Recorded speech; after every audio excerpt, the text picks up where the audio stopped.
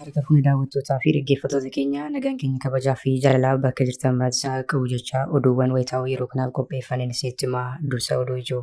Irree fi gaachanni saba Oromoo waraanni bilisummaa Oromoo lola jabaa waraana faashistii Abiyyi wajjin taasisuun injifannoo cululuqaa galmeessuu ifoomse. Waraanni bilisummaa Oromoo zooniin bahaa qondaala bilxiginnaa fi konkolaataa sirnichaa daaressuu ibseera. Gama biraan miseensonni raayyaa ittisaa impaayirtii qawwee bilxiginnaa baachuun uummata isaaniitti dhokaasaa turan gocha isaaniitti gaabbuun irree fi gaachana saba Oromoo wobootti kennachaa jiru jedhame. Woboon loltoota faashistii Abiyyi hedduu ajjeesuu fi miseensonni raayyaa ittisaa impaayirtii wobootti kennachuu kana ilaalchisee gabaasa bal'aa qopheeffanneerra isin biraan kan geenyu ta'a.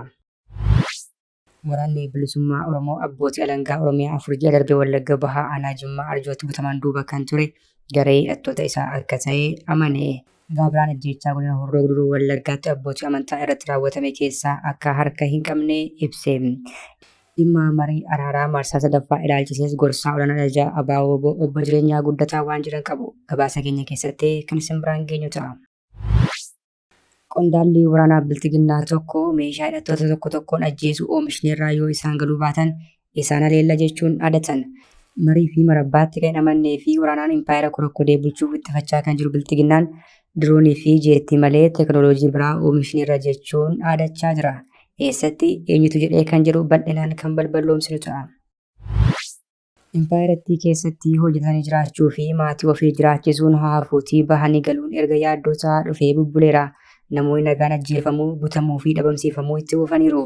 Akka kanaan qarreen gana 20 magaalaa Walisootti manaa baatee achi buuteen ishee dhabame guyyaa 3 booda duutee argamtee jedhame. Akkamitti duute poolisiin waa'ee kanaa maal jedhe kan jedhu gabaasa keessatti isin dhageessifna. Toora YouTube chaanalii kanaa subscribe, like, share taasisaa jechaan gara oduu bal'inaan qopheeffanneetti isin dabarsa. Irree fi gaachanni saba Oromoo waraanni bilisummaa Oromoo lola jabaa waraana faashistii Abiyyi wajjin taasisuun injifannoo cululuqaa galmeessuu ifoomse. Waraanni bilisummaa Oromoo zooniin bahaa qondaala bilxiginnaa fi konkolaataa sirnichaa daaressuu ibseera. Gama biraan miseensonni raayyaa ittisaa impaayirtii qawwee bilxiginnaa baachuun uummata isaaniitti dhokaasaa turan gocha isaaniitti gaabbuun irree fi gaachana saba Oromoo kan ta'e woboota harka kennachaa jiru jedhame. Sirni abbaa irree bilxiginnaan duula qurxummicha qabuuf galaanicha gogsuu jedhuun labsuun waggoota 7 darbaniif Oromiyaa keessatti duula banuun lubbuu namoota nagaa akka baalaatti harcaasaa qe'ee fi qabeenya hawaasaa mancaasaa fi saamaa hidhaa fi hiraarsaa kan jiru yoo ta'u kunis uummanni woboo ni jaallata odeeffannoo kennaa fi kana waan ta'eef woboo balleessuuf uummata fixuu qabna labsii jiru hojiirra oolchuuf raawwatamaa tureera. Kana balleessuun kan danda'amu akkuma qurxummiiti jecha. Qurxummii Paasifikii yookiin Atlantik Ooshinii keessa guurtee hin dandeessu. Guutumatti balleessuu yoo danda'ame bishaanicha gogsuudha. Irree fi gaachanni saba Oromoo waraanni bilisummaa Oromoo ammoo diina barcuma aangoo nama dhuunfaa tiksuuf bobbaatee hawaasa nagaa dadartuu kana bakka isheen jirtutti adamsuudhaan tarkaanfii jabaa irratti fudhachuun du'aa fi madoo dhabee injifannoo cululuqaa galmeessaa jira. Lola jabaa gaafa muddee 26 bara 2025 waraanni bilisummaa Oromoo zooniin bahaa godina Harargee Lixaa aanaa Gumbii Bordoddee Araddaa Qaalluu bakka addaa iddoo Kaayaa jedhamutti geggeessan loltoota faashistii Abiyyi kan konkolaataa sirii F'dhaan imalaa turan daaraa botiroo taasiseera. Irree fi gaachanni saba Oromoo woboon qondaala waraanaa tokko dabalatee loltoota faashistii Abiyyi 3 yoo irraa ajjeesu 4 ammoo madeessuun qawwee AKMA 2 irraa hiikkachuun injifannoo cululuqaa galmeessuu ifoomse. Irree fi gaachanni saba Oromoo waraanni bilisummaa Oromoo zooniin kaabaa ammoo godina Walloo aanaa Hartummaa Fursee bakkeewwan Raasaa fi Roggichaa jedhamanitti gaafa muddee 28 bara 2025 lola jabaa waraana faashistii Abiyyi kanaa wajjin geggeessuudhaan humnoota diinaa irraa 8 ajjeesuun kan hafte ammoo gara magaalaa Caffaa Roobiititti ari'eera. Bifuma wal fakkaatuun irree fi gaachanni saba Oromoo waraanni bilisummaa Oromoo zooniin kibbaa godina Gujii Lixaa aanaa Malkaa Sooddaa ganda cimaa Gafarsaa iddoo addaa Luxurraa Iddollee jedhamutti guyyaa kaleessa lola jabaa waraana faashistii Abiyyi kana waliin geggeessuun injifannoo cululuqaa galmeessuu ifoomseera. Waraanni bilisummaa Oromoo lola kanarratti loltoota faashistii bilxiginnaa kan barcuma aangoo nama dhuunfaa tiksuuf bobbaatee hawaasa nagaa dararaa turte 9 ajjeesuun 5 madeessee qawwee AKMA hedduu irraa hiikkateera. Kunutuu kanaan jiru miseensonni raayyaa ittisaa impaayirtii hedduun gocha isaaniitti gaabbuun irree fi gaachana saba Oromoo waraana bilisummaa Oromoo harka kennachaa jiraachuun himame. Miseensonni raayyaa ittisaa impaayirtii 3 godina Salaalee aanaa Kuyyuu irraa hidhannoo gootuudhaan mooraa diinaatiin miliquun waraana bilisummaa Oromoo naannicha keessa socho'oota kennataniiru. Miseensonni raayyaa ittisaa impaayirtii kun qawwee AKMA 3 dabalatee meeshaalee waraanaa garaagaraa mooraa waraanaa bilxiginnaatiif fidanii dhufuun waraana bilisummaa Oromootti galii taasisaniiru. Waraanni bilisummaa Oromoo loltoota bilchiginaa duraanii kanaaf simannaa ho'aa taasisuutu himame.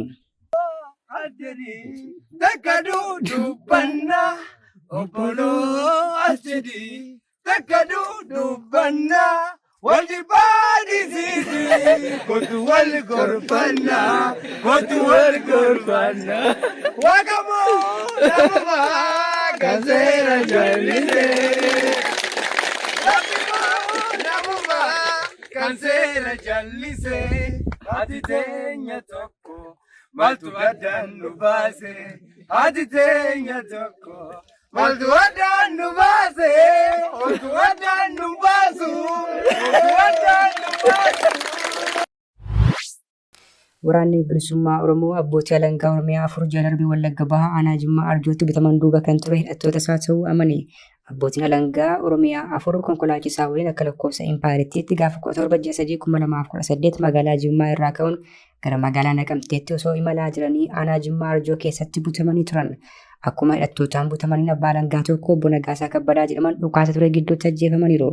Abbaa alangaa biraa obbo Addisuu Laggasaa jedhaman ammoo rasaasaan dhahamanii lubbuun ooluun guyyoota booda yaalamaa turuutu himame. Gorsaa ajajaa olaanaa ABO kan ta'an obbo Jireenyaa Guddataa abbootii alangaa kanneen kan bute obbo ta'uu dubbatan. Abbootiin alangaa qaama mootummaatii kan jedhu obbo Jireenyaan sababa itti qabanis himaniiru. Abbootiin alangaa qaama mootummaatii qaamolee mootummaa sadan seera tuman seera hiikanii fi seera raawwachiisan keessaa abbootiin alangaa isaan seera raawwachiisan gargaaruu jedhan. Gama keenyaan yeroo nu gaheetu jira. Gaafa yeroo argannu qaama nu miidhuu dhufe moo qaama hojii uummataa hojjetu kan jedhu adda baafachuun dirqama ta'aa jedhan. Kanaaf to'atamanii akka turanis himan. Guyyuma abbootiin alangaa hidhattootaan butaman sana abbaa alangaa tokko obbo Nagaasaa Kabbadaa jedhaman dhukaasa ture gidduutti ajjeefamuun sirni awwaalcha isaanii naannoo dhalootaa isaanii godina Shawaa Kaabaatti raawwatameera. Obbo Jireenyaan ergaa ABO abbootii alangaa kanneen butanii humni nageenyaa mootummaa harkaa baafan ajajanii dhukaasa bananii ture. Meeshaa waraanaa gurguddaatu dhokaafamaa ture. Yeroo sana ajjeefamee jedhan. BBC'n eeruun abbootii alangaa kanneen ilaalchisee isin qaqqabe maalii jedhee obbo Jireenyaa gaafateera. Obbo Jireenyaanis amma waa'ee isaa keessa galuu hin barbaadu waan bal'aadha jechuun kallattiin deebisuu irraa of qusatan. Qaama eeruu kana kennee hin ibsine. Konkolaachisaan abbootii alangaa kanneen guyyuma sana harkaa bahuun gara magaalaa Naqamtee seene. Abbootii alangaa siyaasa keessa hin jiran seera kabachiisuu fi hojiirra oolchuu uummata tajaajiluu malee miseensa paartii tokkos miti. Maaliif gochaan kun isaan irratti raawwatee isa jedhuuf ammoo mootummaan yeroo adda addaa qaamolee garaagaraa uummata keessa bobbaasa. Nuyis eeruu qabnuuf to'annee jedhan. Abbootii alangaa lama obbo Addisuu Massalaa fi dargaggoo Yirgaalem Bitikuu guyyoota 9 booda harka hidhattootaa turuun gadhiifamaniiru. Isaanis erga harka hidhattootaatti bahanii BBC'tti akka himanitti waraana bilisummaa Oromoo bira akka turan ibsan. Namoonni lama isaan waliin turan keessaa obbo Nagaasaan ajjeefamuu osoo harka hidhattootaa jiranii dhagahuu himuun kan obbo Addisuu Laggasaa ammoo hin mirkaneessine jedhan. Garuu dhukaasatu hidhattoota WBO fi humnoota nageenyaa mootummaa birmachuu harkaa nu baasuuf yaalan gidduutti gaggeeffamaa ture. As gidduutti rukutamuu hin hafne jedhan. Abbootiin alangaa lameen erga guyyaa 9 harka hidhattootaa turanii miidhaan homaa osoo irra hin gahiin qabeenya isaanii harkaa fudhatanii deebisanii akka gadhiisan himan. Ergasii Shawaa Kibbalixaatti abbaa alangaa biraa qaroo dhabeessa ta'e hidhattootaan butamuun booda gadhiifameera. Obbo Jireenyaan dhimma kana garuu akka quba hin qabnee fi fuulduratti kan qoratan ta'uu himan. Jalqaba ji'a muddeetti abbootiin amantaa Ortodoksii Tawaahidoo Itoophiyaa lama godina Horroo Guduruu Wallaggaa Aanaa Jimmaa Ganaatiitti hidhattootaan butamanii ajjeefamuutu gabaafame. Gaggeessitoonni mana amantaa Ortodoksii kutaa lallabaa Horroo Guduruu Wallaggaa ayyaana waggaa kan Maariyaamii Sihoon kabajuuf akka lakkoofsa Impaayiritiitti 31/2018 Shaambuurraa gara Haratoo kan imalan turan. Osoo ayyaanicha kabajanii deebi'aa jiranii gara magaalaa Shaambuutti akka dhiyaataniin hidhattootaan konkolaataa namoota 20 ol feetee imalaa turte qaabsisuun isaan keessaa namoota 4 fudhatanii akka deemantu himame. Isaanis hojii gaggeessaa kutaa lallabaa Horroo Guduruu Wallaggaa luba dhugumaa dhufaa, luba Qanaasaa Giddiisaa, luba Dassaalany Namoomsaa fi faarfataa Baabbush kan jedhamu namoota 4 keessaa fo'amanii fudhatanii deemanii jedhame. Gaggeessitootaa fi hojjettoota kutaa lallabaa Horroo Guduruu Wallaggaa afran hidhattootaan fudhataman kanneen keessaa namoonni 2 turtii torbee 2 booda gadhiifaman. Akka lakkoofsa Impaayiritiitti muddee 3/2018 gaaffii fi hordoffii taasifameen hojii gaggeessaan kutaa lallabaa Horroo Guduruu Wallaggaa ergamaa Edoom Qeesis dhugumaa dhufaa fi luba Dassaalany Namoomsaa ajjeefamuu odeeffannoon argameera jedhame. Gorsaa olaanaan ajajaa ABO obbo Jireenyaa Guddataa hidhattoonni isaanii dhimma amantii keessa akka hin gallee fi ajjeechaa kanas akka hin raawwanne himan. ABO dhimma amantaa keessa hin galu, amantaa tokkos maqaa hin dhahatu, dhimma amantaa keessa galee qaama miidhu tokkos hin qabnu. ajjechaa kanas waraanni keenya hin raawwanne jedhan. Namni rifeensa guddifatee hidhatee socho'u hundi waboo miti. Kan keenya dhimma amantii keessa hin seenu. Ajjechaan adda addaa geggeeffamaa jira. Arsii keessattis ajjechaan akkasii dhiyeenya raawwateeraa jedhan.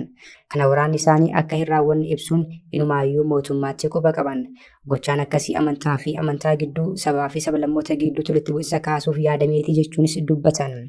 Ajjechaa Arsiitti raawwatameefis qaama hidhate jedhamuun wabootu himatame. Garuu isaan akka harka keessaa hin qabne ammoo dhaabbileen garaagaraa booda ifoomsan. Dhimma araaraa wajjin wal qabatees namoonni walitti nu fiduuf yaalaa jiran ammas nu gaafatu.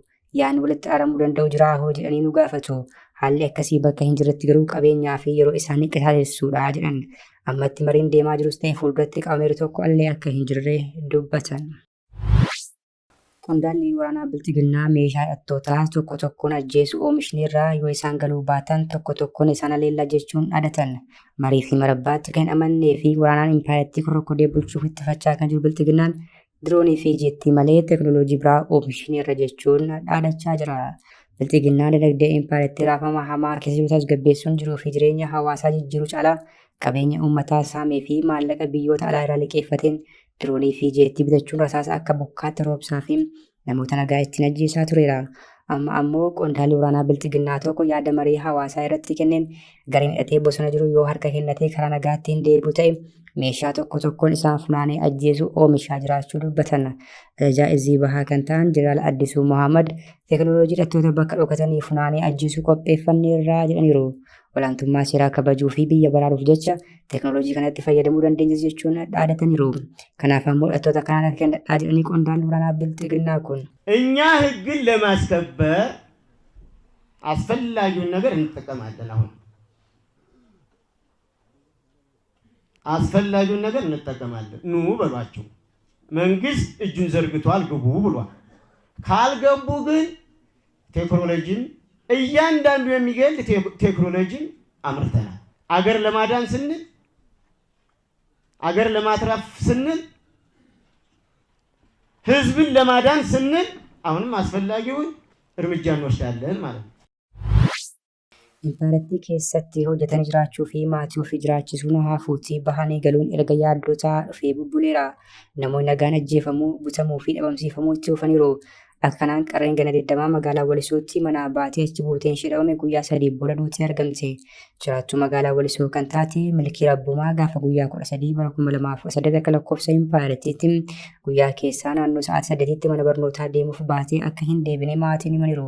Dargaggeettiin gana 20 kan taate Milkii Rabbumaan baduun ishee beekamee guyyaa 3 booda muddee 16 bara 2018 duutee argamuu isheetu himame. Maatiin akka himanitti guyyaa badde sana halkan keessaa mana duwwaa keessatti itti cufamee taa'aa jiraachuu ishee bilbiltee maatiitti akkuma himteen wayituma sana bilbilli ishee cufamuu dubbatan. Haalli isheetti jirtu odeeffannoon tokkollee osoo hin argamin Milkii Rabbumaa magaalaa Walisoo naannoo duwwaa 7 jedhamu waamutti duutee argamte. Poolisiin reeffa ishee mana duwwaa keessaa kan argan yoo ta'u reeffi ishees qorannoof gara hospitaala Phaawulositti argamuudhaan erga raawwatamee booda sirni awwaalcha ishee geggeeffame. Poolisiin dhimma kanarratti qorannoo geggeessaa jiraachuu fi namoota shakkaman jedheerraa eeruu sassaabbachuu ifoomsus qaama gocha suukkanneessaa kan raawwate jedhee fi akkaataa yakkuun irratti raawwatan irratti odeeffannoo bal'aa hin ifoomsine. Sirni Bilxiginnaa bara bulchiinsa isaa keessa kan ittiin yaadatamu keessaa tokko ajjechaa namoota nagaa irratti bifa garaagaraa raawwatamu qindeessuu fi haqa isaanii awwaaluudhaani. Kabajamtoota hordoftoota keenya oduu sa'aatii kanaaf qabannee dhiyaanne kana gaammaatti hordoftan ture. Oduu biraan hanga walitti deebinutti nagaatti.